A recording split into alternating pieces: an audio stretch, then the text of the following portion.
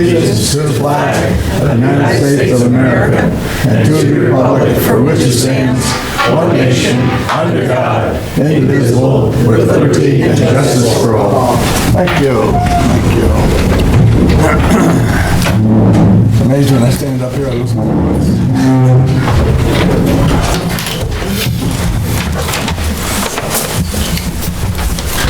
Good evening, everybody. Good evening. Tonight we're going to start our meeting off with a report on the annual Highland Falls Fort Montgomery Central School District's 2026-27 budget. I'd like to introduce Mr. Chris Carbarello, Assistant Superintendent and also in charge of Business and Finance, correct? All right. First of all, thank you for letting me come to speak on behalf of the district. I'm standing in for Superintendent McElduff, who unfortunately had a prior engagement in Washington, D.C. to advocate on behalf of the district for Impact Aid. He'd be here if he could, but he is doing the district's work. As Mr. Livesey said, my name is Chris Carvalho. I'm Assistant Superintendent for Business. So speaking about the budget, the 26-27 budget is really a reflection on the balance between supporting strong academic and extracurricular programming and all of the support aspects that go with that, balancing it against the financial realities of the district. As we've said in the last 2 months in our presentations on the budget, the district really is challenged for revenue development in terms of we have a limited tax base. Additionally, state aid is coming in at a lower percentage increase than we would hope coming into the new year, with just 1% increase on foundation aid in the governor's budget. And that is the one that we have to maintain in our projection for next year because New York State has not yet finalized their overall budget for 2027. So fiscal responsibility requires that we maintain the 1% the governor's proposing. Additionally, as we've said before, impact aids remain flat over the last decade at least. We get approximately $3.7 million in impact aid funding. We've had $3.5 million about 10, 11 years ago, so it's really not keeping up with inflation. And lastly, our tuition revenue is down about $2.3 million just due to declining enrollment from West Point and Garrison. That being the case with balancing the budget, we had to make some tough decisions in reducing some positions. We had to reduce 8 positions. One was an aide position. The other 7 were certified teaching positions, 3 of which were reduced due to attrition, people retiring or resigning from the district. Additionally, we are planning to appropriate $950,000 from our existing fund balance next year to balance the budget. All that said, even in the face of rising costs and inflation, the district remains committed to sustaining excellence and providing opportunity for all of our students. And to that end, the 26-27 budget is proposed at $41,489,472, which is a 1.78% increase versus prior year, which is actually basically on almost a full point below inflation right now. So we're trying to do our best to maintain those costs. That is supported by a $12,153,460 tax levy, which is a 2.03% increase. And that increase is estimated to be an $11.62% month impact for a home assessed at $300,000 a year. These modest increases support increases across the board, but primarily in transportation, health insurance premiums. As I said, the inflationary costs that we're seeing, we're trying to manage those, as well as increases in maintenance and operational costs of just maintaining the facilities of the district. The budget just needs to pass by a 50% plus one person in the community agreeing to it. But if it does not pass, the district is presented with 2 different options. The first being we could go to a revote.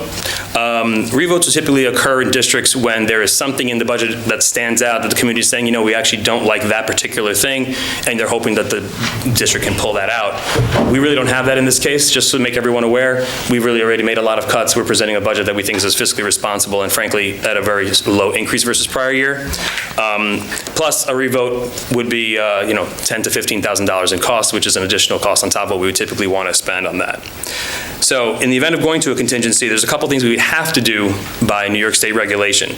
First of all, there would be no tax increase, which means we'd have to immediately take out $241,000 from the budget, which, given that we've already done a lot of cutting and pretty close to the trim sort of increase, that would require things like more staffing cuts, likely the elimination of one of the sheriff's deputies at the high school, as well as reducing spending in professional development, maintenance, technology, and equipment costs. Additionally, the district will be required by law to charge any entity for use of district facilities. This would include things like Connect program, as well as the Recreation Department. I want to be very clear, we are not proposing charging those entities right now. This is just something we would have to do if we were required to go to a contingency budget. Lastly, this is not required by law, but a reality of our district is if we were to go to contingency and had a zero increase on the tax levy, we would put at risk $1.2 million of our federal impact aid because we have a maintenance of effort requirement to get that $1.2 million. In other words, we have to have at least as much and preferably more dollars spent per student than the prior year.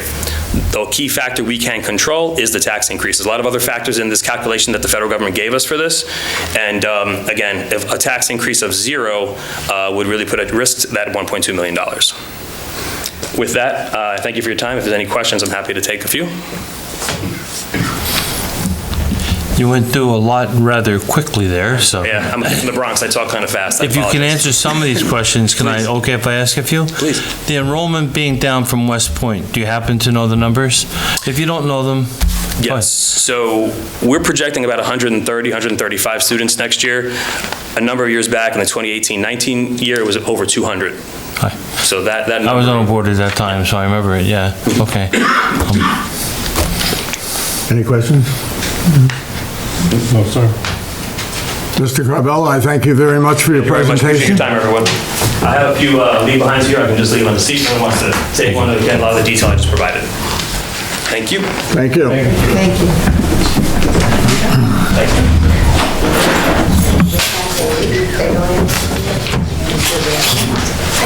I was going to ask if I wanted to make a public comment.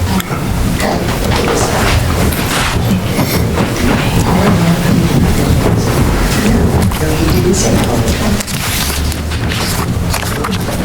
Is there any public comment on the agenda items? Well, it's kind of redundant now, they left, but I would hope that you would require the school board to delineate their budget a little bit clearer. I mean, it is 34 pages of the most pertinent information on there.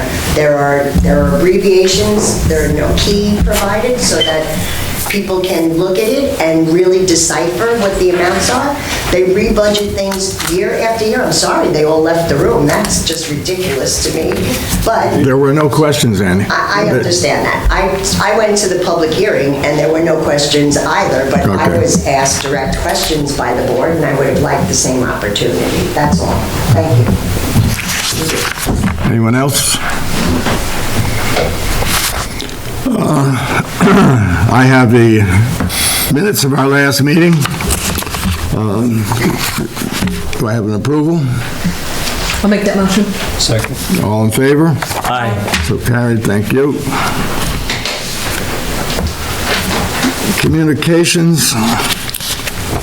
I received a letter from DEC, our friends department, and it has to do with the stormwater system, MS4.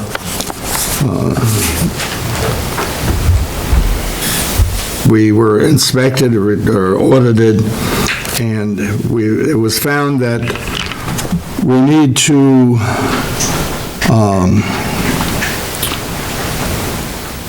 it was noted that inspections of stormwater outfalls has never commenced. Requires these inspections every 5 years. This has been required on previous MS4 general permits and should have been completed every 5 years since 2008.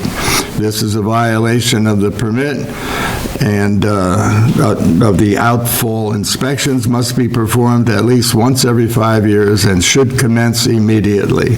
Violations of the ACL are subject to fines of up to $37,500 per violation per day.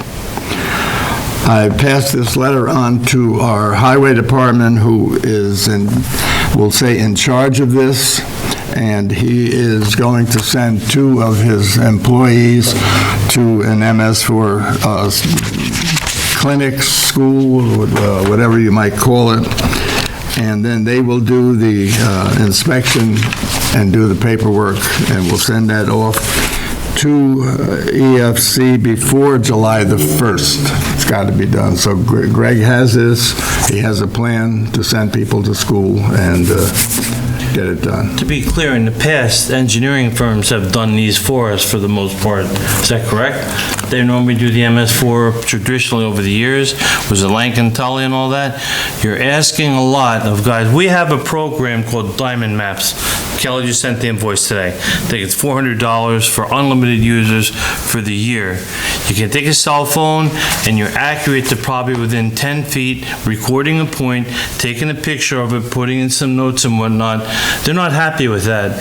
They want it to be centimeter accuracy. We can't do that this way. You'd have to have surveying equipment, which normally the engineering firm would supply that. So they'll do what they can. I just want everybody to know you're asking a lot of the guys to embrace this project, and they will, but it's a lot.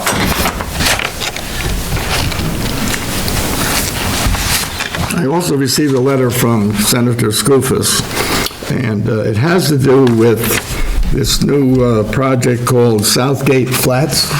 Nancy, you familiar with that? No. The Southgate Flats, they've applied to the Orange County IDA for a mortgage tax exemption, sales tax exemption, and payment in lieu of taxes. I think this is the project being proposed by Rick Menicosi. That's correct, sir. Yes. I didn't know it as Southgate Flats, so, okay. So I'm assuming that Senator Skoufis will put this letter, we'll say at least on Facebook. If not, we'll put it on our website. It's very interesting to read, and I know it's something that we worry about on the two major, not the two, but the major projects here in the village.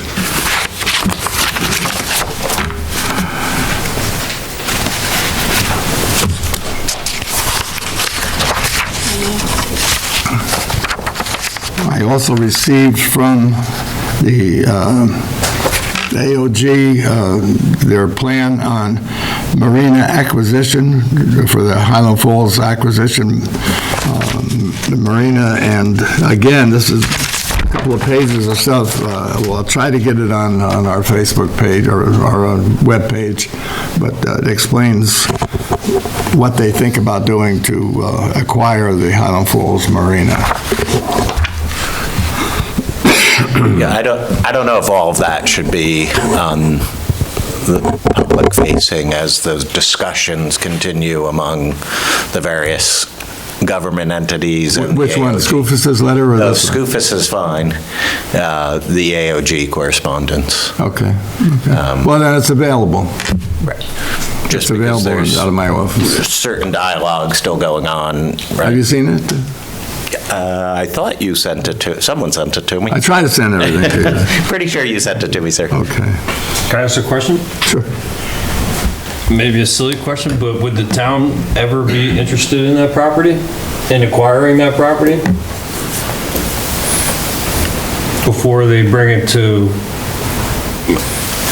a developer, and then the developer goes to Orange County and tries to get zero taxes on land, zero taxes on sales or revenue? We're talking about the marina property. Yeah. Honestly, I've never thought of the town acquiring it. I mean, but I don't have an answer, but we can talk about it. Yeah, I mean, so certainly, if it didn't get to your mailbox yet, I'm sure the supervisor will, but, right, that's the point. The AOG is talking with the town, with the village, with the county, seeing what the appropriate public-private partnership might look like at that piece of property, and so far, right, is inclusive of the town's thoughts on it. Right, that's why it's not yet ready for full public vetting, because, right, obviously there's still someone who owns that piece of property, and the municipalities are still sort of at the infancy of discussing, right, what would be for any of the municipalities a large undertaking. Thank you. If I didn't send this to you already, I'll get it to you, and you can see the different options that are in there. It might have came today. I was I was taking. This has to do with American Cruise Lines, maybe purchasing it. Yeah. I Yeah. did go to the meeting that they held last week. Okay. But I think if the town wants or ever wants to, I think we should get in the talks with them before the talks are without us. Does that make sense? Sure, You know? sure. There's a lot of things to consider. There's no water and sewer down there, for one thing. There's a lot of things to consider. A little bit of a logistical nightmare. The AOG has 56,000 people that contribute to it. We have like 1,400 people on limited income, so. Okay. I transferred $231,935 from the consolidated account to the check run. MVP Healthcare for health insurance, $180,433. Our legal representative for legal service, what? That 180,000 was for the Highland Falls water bill. Like, I got exactly what she sent me here. She must have made a typo. That's the water bill. That's the water bill, 180, although I thought I had that somewhere. Okay. So healthcare or water bill? That's fine, water bill. Yeah. That's our water bill. For everybody who just got water bills this month, we got ours too, $180,433. For legal services, $8,483. O&R for electricity in the town, $7,345. Diesel for sanitation, $4,135. And VRI Environmental Services for water testing, $3,900. Okay, our board reports. Councilman Richard? Ready? Richard. So, Councilman go. Sullivan, I almost couldn't remember your name, how about that? Oh, me neither. You'd be amazed.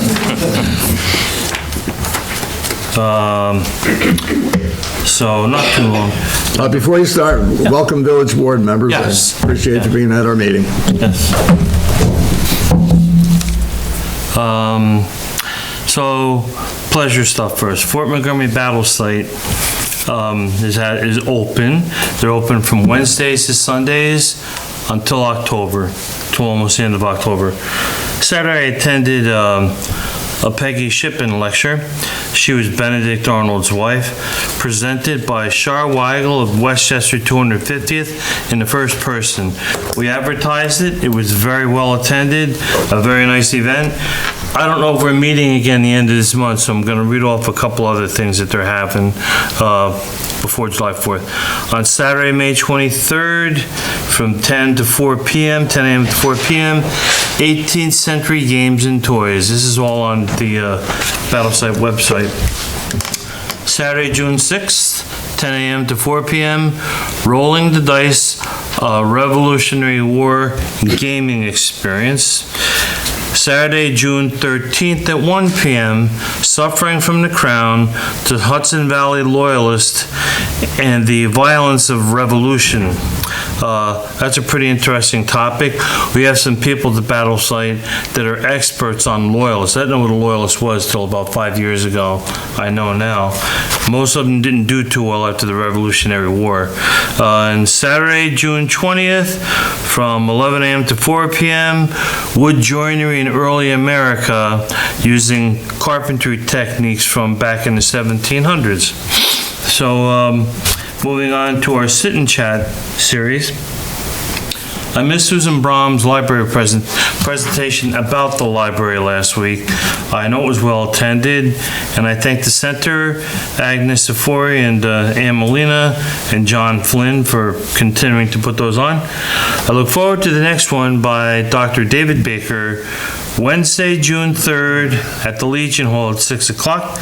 The subject is Edgar Mearns, an Army surgeon who was a renowned naturalist whose work is even in the Smithsonian. We're all familiar with Mearns up above Mountain Avenue up there.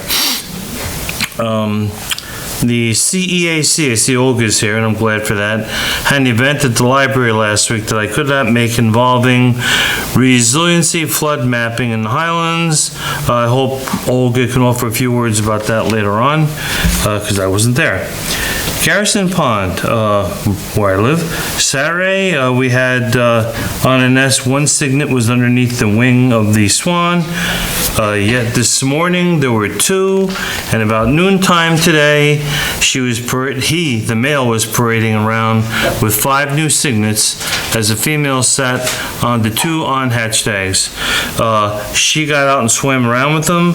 When I came up here, she's back on the nest with all the 5 obedient little ones hang out with her. Maybe one of the other 2 will hatch, we don't know.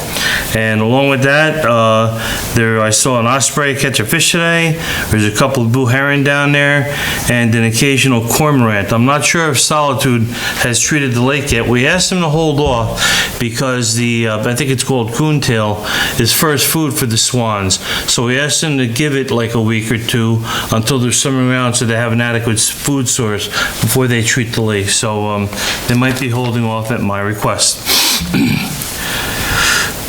Sewer. So for over a month, we've had a pump down at Thornwood Pump Station. I have to do an RFP on that one. TAM does a lot of good work. Sometimes their price is on high. That one put me into a state of shock. So we got to get a couple of prices from other people. And in the event that we're to go down, that pump station can withstand about 3 days worth of flow. TAM could go pump it down in no time. Hopefully we'll get the 3 horsepower pump replaced very soon. The average daily flow at our sewer plant for the month of April was 99,000 gallons a day with 2.7 inches of rain. That's 80% capacity. With the dial bus, new driver Lori Graziano is managing well. Ridership is busy, and please remember, as a general rule, you are supposed to call the day before. First come, first serve. The drivers are excellent at squeezing in riders where they can. As stated at the last meeting, we have Lindsay McLeod and Chris Keller, the new mechanic, attending the bait fish in Yonkers in late September. So we'll have 2 people certified for that.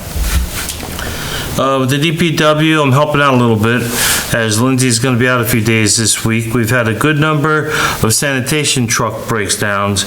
I got to give these guys credit for keeping them going. We have a fairly new truck, number 70, which has an exhaust computer glitch. Who'd have thought 40 years ago your biggest problems were with exhaust systems, but they are.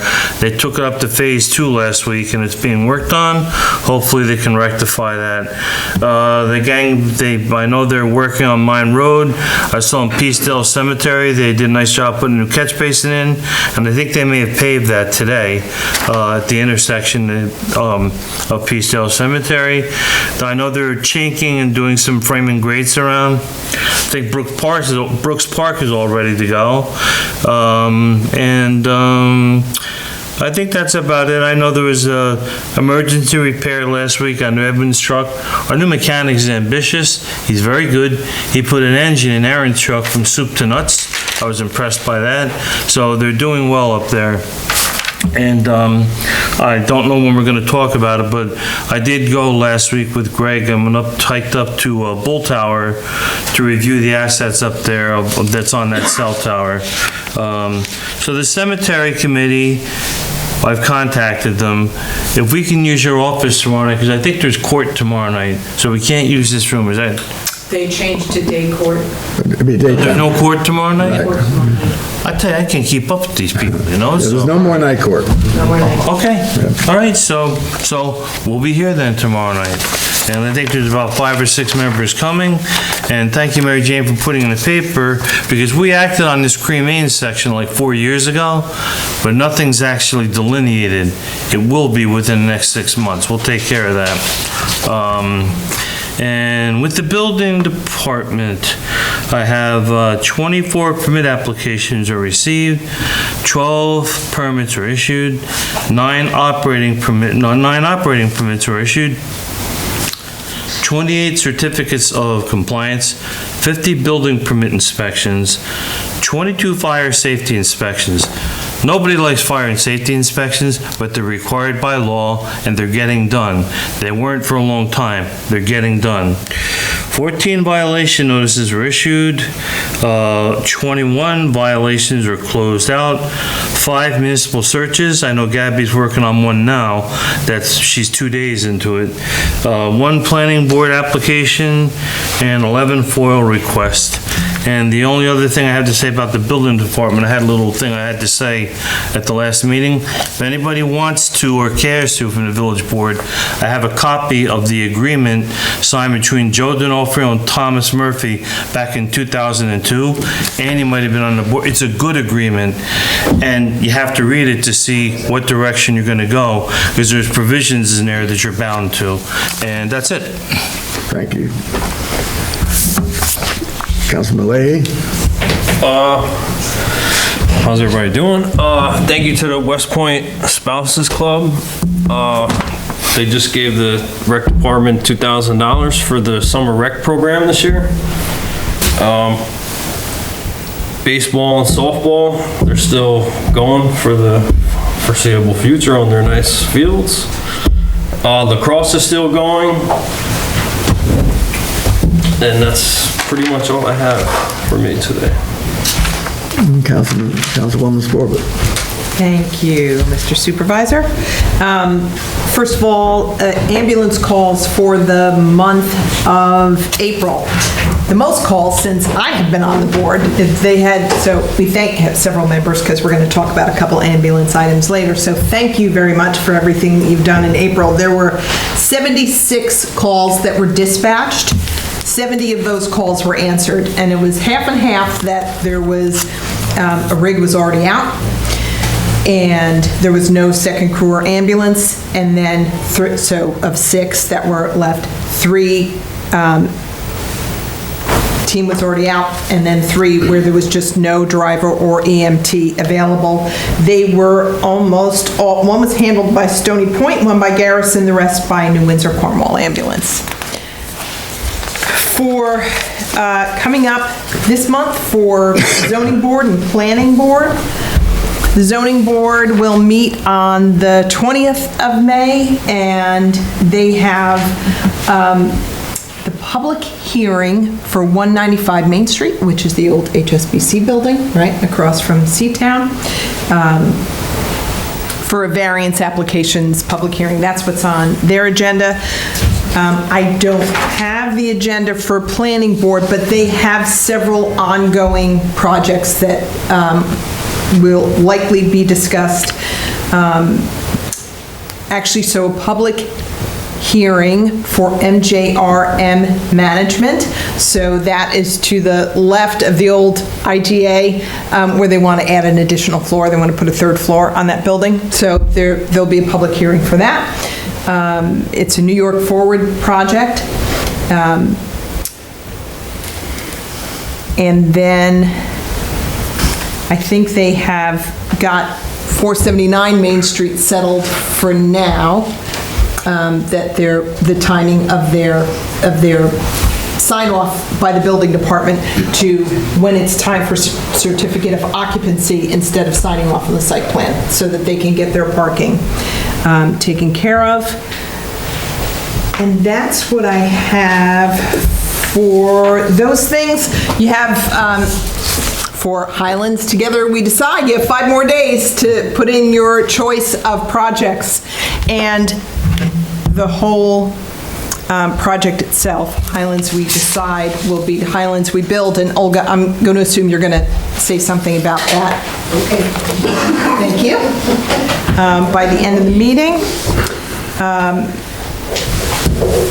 And that's all the paper I have, so that's it. Thank you, ma'am. Thank you. Chief, you have anything?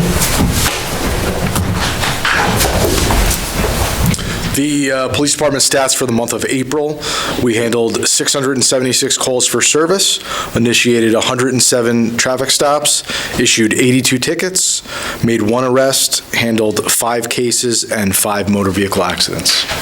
Thank you. Thank you. Can I ask you a question? Okay. At the village board, there was a gentleman who was concerned about like the motorcycle traffic and the race cars up on the mountain during the weekends. Is there any way to get some flyers out to these guys? I saw Officer Mazeris, he stopped about 10 guys in a row. I mean, we see him out there, it's just hard to... Yeah, we've been coordinating with the Village of Cornwall and Hudson to do details. We actually did a detail over the weekend to try to, stop people from doing that. Yeah, the ambulance corps is too busy right now. Thank you. Thank you, Chief. Justin, you have anything? No, sir. And Kelly, do you have anything? No. Okay.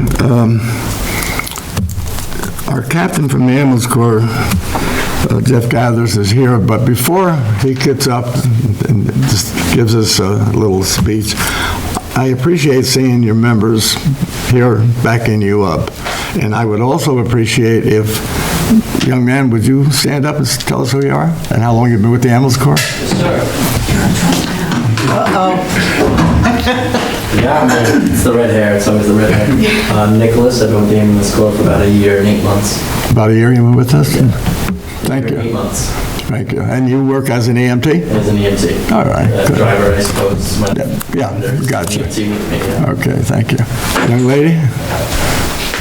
Don't be embarrassed, just yell it out. I'm Eslyn. I've been with the ambulance corps for a few months. 2 months? A few months. 3 months, okay. Started becoming EMT. Okay, thank you. Ann? Hi, my name is Genesis. Been here since 2021. Yeah. and- Since 21? Yeah. Yeah? Oh, come on, I've never seen you before. That's good. So if you don't get in trouble, I don't know you. There you go. Without you guys, the community wouldn't be what it is today. Thank you for being here tonight, I appreciate it, and I'm sure Jeff does too. Jeff, tell us about this paging system that doesn't work anymore. Yes.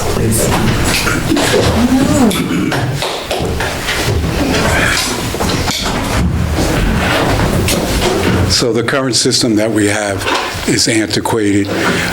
It's an old system, and it's an antenna actually on the box that we have currently. The one that we're asking the board to approve is one that's going to have an antenna. It'll be away from the police antenna. It'll go directly to our box, into speakers, into our room, our meeting room, out into the bay. It will be paged directly to us. Currently, with the old system, it's a scanning system, and when it's working, we'll get a page. Sometimes we don't get the page at all. So that's the reason to move forward and get into the future with a better system that will totally help us. Now, I understand you have 3 bids for this, and you have, where's my notes? You've got about $15,000 in the equipment line in the budget. That's correct. So the cost of this is about $2,300. Yes. Does that include installation of the antenna? Everything. Everything. I have the bids if you don't. Oh, I've seen the bids, yes. Okay, I just want to make sure. Yeah, everybody- so I don't see a problem with purchasing. How many units are you getting? It's just going to be one unit that will tie to both the speakers in and out and the antenna on top of the roof. That won't interfere with the police radio. It'll be on its own system, and it'll page directly to us. Okay, and the current antenna? If you're out in the bay or in the bathroom, you'll hear the page go off. And the current antenna is adequate? That doesn't need to be replaced? We don't have an antenna. Oh, okay. So that's why the system's antiquated. Okay. Any questions? So I'll ask for a motion to approve the expenditure. I'd like to make that motion. Second. All in favor? Aye. Aye. Question? You No, look like you had a question. 2,300, is that the number I Yeah, heard? yeah. Okay. Yes, that was the lowest bid. Yeah, $2,357. Okay, now also, a used ambulance. That's correct. But first of all, now, the new ambulance is coming next month, right? Yes. Yeah, they've been saying that for 2 years now, but that, I got the same thing when I was asked before. Somebody but anyway, yeah, okay, someone let's said to me, what year? convince us that you need to buy a used ambulance. So what will happen with this one, what it will do for us in the community, tax base, it gives us a third ambulance that we can rotate. It'll be an outside ambulance. I've already spoke to Greg. The ambulance was $50,000. He lowered the price to $49,000. It's got 60,000 miles on it. It is a diesel. It is $49,000 now for the ambulance. So what it will do actually for our budget-wise, our ambulance budget, it'll take it out much further. So instead of 5 or 6 years, 10 to 12 years with the rotation of all 3 ambulances. And it's a good buy, actually, and it will help us and the community. Okay, and there's no problem with one of the ambulance, whichever one it might be, staying outside in the weather? I'm working with Greg. Kyle and I are working with Greg for being inside. So he said it's tight. I spoke to him again today, and we're going to work with them in keeping it inside. So we'll have the nice rotation. We currently, 386, since 385 has been down, it's just racking up the miles. And you want to keep them serviced and up to date. So from what I understand now is this would cost about $49,000. $49,000. For the ambulance that had the fire inside it, the insurance company is going to total that and give us about $100,000. $103,000 and some change. $516. Thank you. Okay, so that half of that money can go towards this. Go right towards that. So basically, it doesn't really have to be in your budget. Yeah. So honestly, we don't have to get into any budget line at all. This is a perfect setup.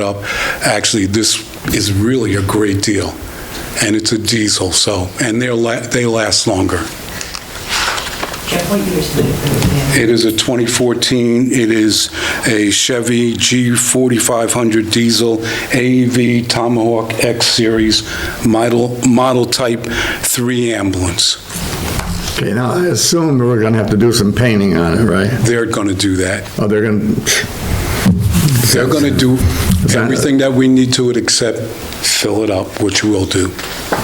Which the insurance company is working on. Yes, with the You sent insurance. them all the invoices for everything that was in the ambulance? Kyle got together with every piece of medical supplies, electronics that was destroyed, came out to over $5,000. We'll use that to, excuse me, to restock that ambulance.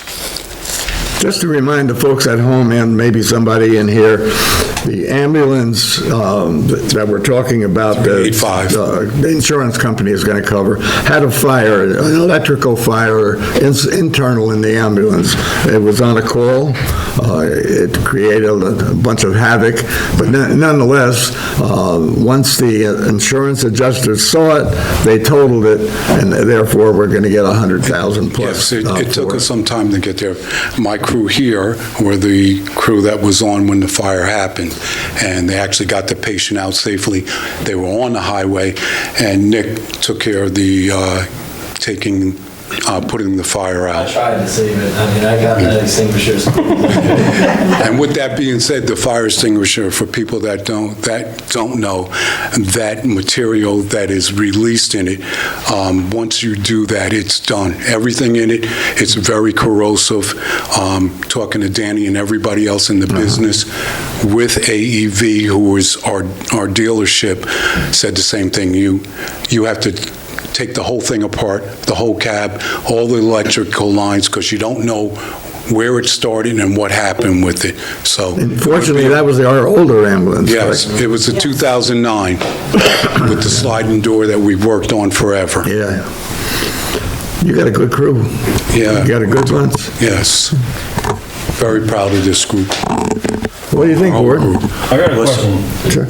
It might not be particularly about that exact ambulance. Where does the ambulance fuel up at? For gas or diesel? We have a gas and a diesel. The diesel's up at the town DPW. Does the town have a designated pump or? No, not for the fuel, not for the gas. And we try to go to the cheapest one, too. If we're out on a call, we try to get the cheapest. Well, Councilmember Ritchie brought up a while ago when there was that storm and no one was able to pump gas. I mean, is there a way to one day maybe plan to get a pump up there for our gas? We like getting gas at the station. The DPW is dark. All right, you get a drink. Yeah, we get gas at a discount though, correct, Kelly? All the taxes are rolled back. Yeah, no, there's no taxes on the gas that we buy. Bidding. Got a meeting. Get a fleet card, right? Okay, I think we can let it go. So we're gonna get 100 grand for the ambulance that 103 burned and up. $561. 49,000 for this 2014. Yes. What's the other one? I missed that part that we're gonna get. 386, the one we currently have, that is a 22 or 23, someplace, no, it may be later than that. And the new ones, Oh, so we're keeping 386? of course we We're getting are. this 2014? Yes. And we're getting a new one That's correct. 2 months from now? Okay. I didn't say 2 months, you did. So Supervisor, we just need some paperwork substantiating the bidding requirements and how it would work through this company. I haven't yet heard necessarily the right answer, but Just what kind of, Wait, can I we, don't know how we're intending to procure it, so they have to, the company there has to give us a valid reason as to why we don't have to follow the bidding process. for a new ambulance, we always went to AEV. Is that something different? No. Okay, sorry. So, I believe the last ambulance was through them, and I believe they supplied certain paperwork through either, it's more complicated with a used ambulance, right? But, right, whether it's on a state bidding list, whether it's on a county bidding list, whether there's piggybacking, whether there's a contract that allows for it, whether the source of the item is difficult to otherwise procure, but we need something to substantiate why we're spending $49,000 without going through a bid process. Okay, okay. that knocks that down. Okay. Okay, once it gets the paperwork in order, do we want to buy it? They fulfill, yeah, as long as it's okay. So if you would make a motion to include the paperwork and... Yes, I would make a motion contingent that all the procurement guidelines are met, that we buy the ambulance. Second. All in favor? Aye. Aye. Aye. Okay, Thank you. yes, sir. Much appreciated. Just real quick with regard what to Michael said, I don't like to say things that are in error. I believe the Village Garage dispenses gasoline down there. It's a little bit more difficult to deal with gasoline than diesel fuel, as you know, because of the volatility. The town garage has a diesel tank. The issue was with the dial-up bus was going to be used when all the power went out to get people. She needed to leave town to get fuel because none of the gas stations have standby power. That's the issue.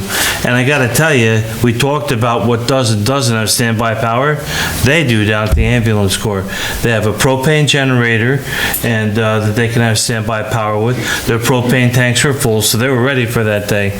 Your fuel oil, I think, like a lot of people, was a little bit low. So, not that they're geared to be a warming center, but at least they have standby power. To my knowledge, the senior center does not have standby power. We do not have standby power. The Fort Montgomery Fire Department does have standby power, and that's about it. So it would not, I don't think it would be wrong for the municipality to consider providing standby power to one of the gas stations. I don't know how you'd work out the deal. I think one of them at least should have standby power. Otherwise, they cannot pump gas when there's no power. So, Rich, we were a warming center. pardon me? We were a warming Okay, center. and you were capable of being one because you have standby power. Yeah. And you're down there, correct, you know. I thought the senior center had standby power. I guess it doesn't? Okay, okay. But it hasn't implemented yet. Okay, so just, keeping all the ducks in a row to know what we can and can't do. Okay, Kelly did a cash order of the court. And as required pursuant to the Uniform Justice Court Act, Section 2019-A, it is the duty of every town justice to present his or her records to the town controller for audit. The records have been reviewed and the fines have been collected and turned over to the proper town officials as per the town controller. Would you put that in the minutes, word for word, June? Would you put that in the minutes, word for word? Oh, yes, I know.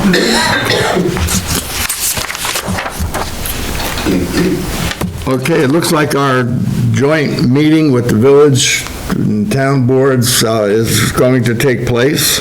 It's set for Monday, June the 22nd, 7 o'clock at the Village Senior Center. On the agenda, which right up until the day we have the meeting, it would be a tentative agenda, but nonetheless,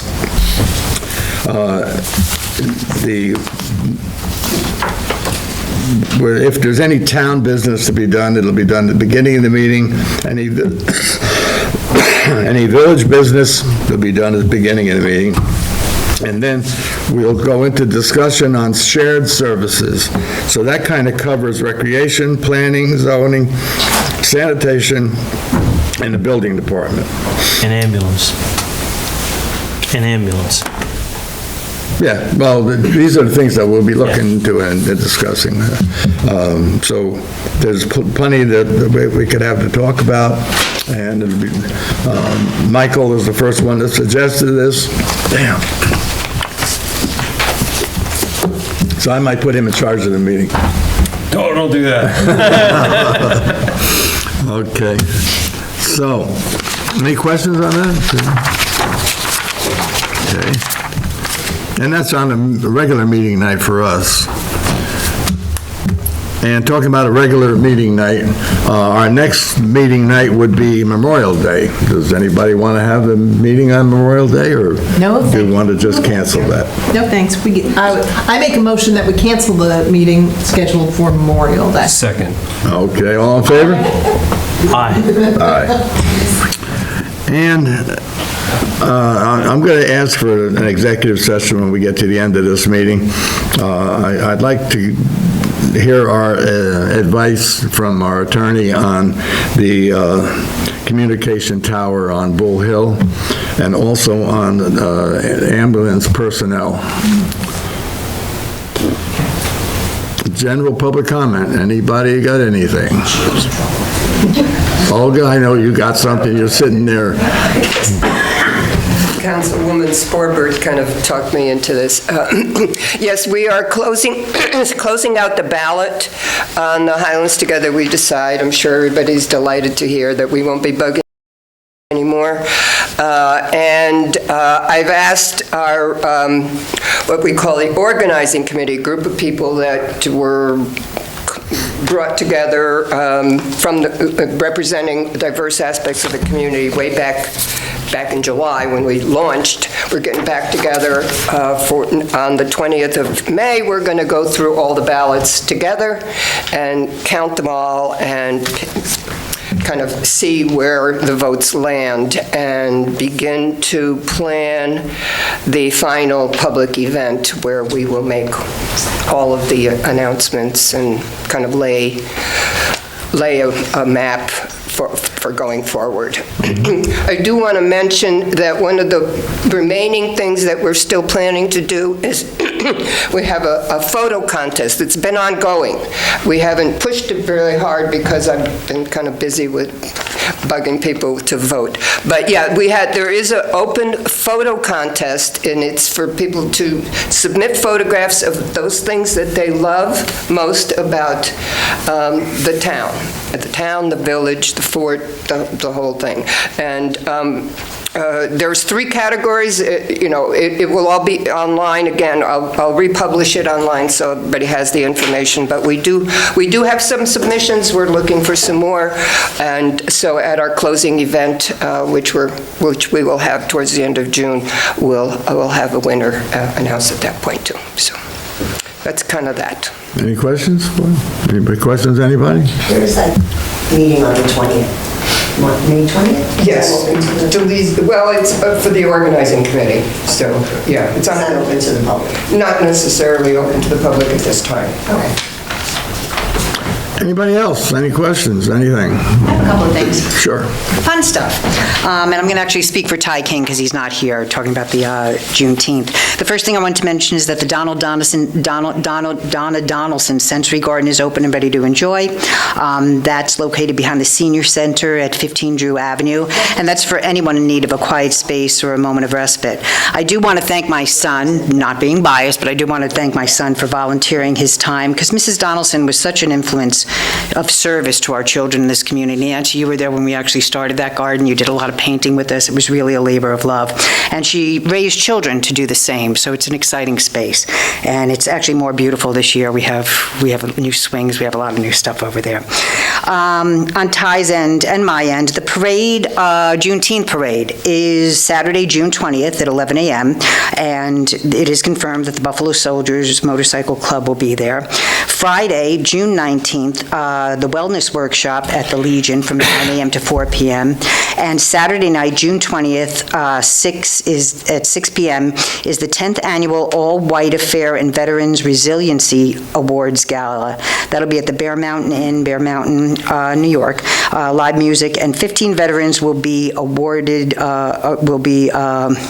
recipients. Elected officials are welcome to join in this effort to combat veteran suicide and homelessness. Flyer details and ticket pricing will be forthcoming from Ty. Sunday, June 21st, will be a prayer breakfast and equine assisted experience from 9 a.m. to 1 p.m. at Morgan Farm. 2 p.m. to 6 p.m. will be a Father's Day cookout at the American Legion Post, 6:30. That's 6:33. And I was going to mention the Joint Chamber too, which is super exciting. I hope everyone comes out for that, because that's going to be an interesting conversation. I'm excited about that. One question. The garden. Yes. Do you have to go through the building, or can you No, go? you can go the side driveway, or you can go through the back of the bank. You can go in, there's two entrances to that. So there's a gate to it or something? Yeah, so if like you're that? facing the building itself, you can go Yeah. around the side, or you can go into the gate. A lot of people go into the parking lot gate behind the Navy Federal building in the morning. Yeah. I go there and I have my coffee. It really is a nice space, so Yeah. go, enjoy it, please. Thank you. Jen, the parade, what time does it start? 11 a.m. I'm not quite sure where that begins. I think it's at Southgate going down to Memorial Park, but again, we'll get all the, we'll confirm all the times and spaces for that. Anyone else?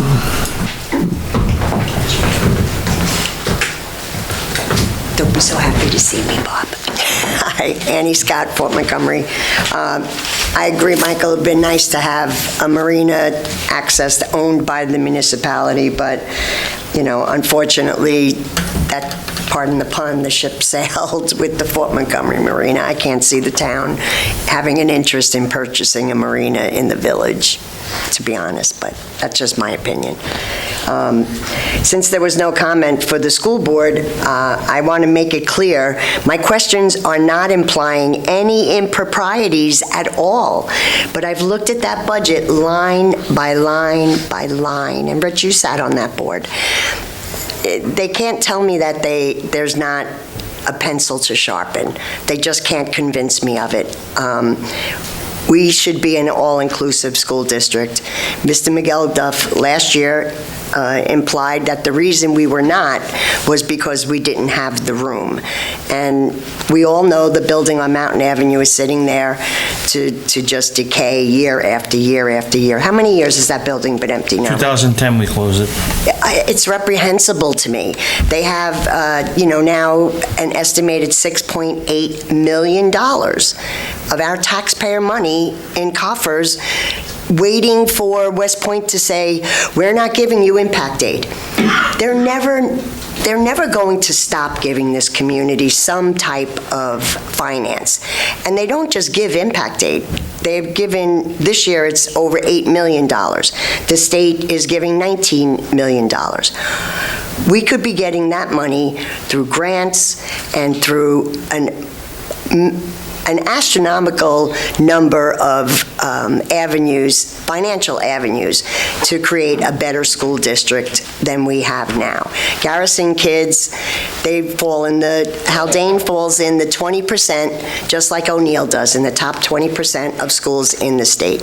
By proximity, I can see that parents choosing to send their kids locally, but James I. O'Neill test scores are higher. Why wouldn't they keep their children here?